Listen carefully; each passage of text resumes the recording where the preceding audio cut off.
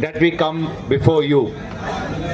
And through this, we want to, I request the Youth Congress friends, our Youth Congress friends to please come and join us.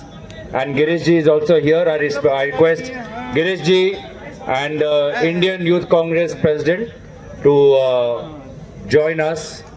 And I request all the Youth Congress members कि आप सब हमारी बातों को सहयोग दीजिए.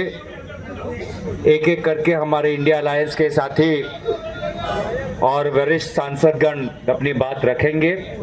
तो जैसे कि मैंने कहा कि बहुत दुख के साथ आज आपके सामने हम खड़े हैं. Government doesn't want to have a debate, a meaningful debate in Parliament. Parliament is in session, and it is government which is making the Parliament redundant. Doesn't want to understand the concern expressed by the opposition parties. So we demand there must be a meaningful debate.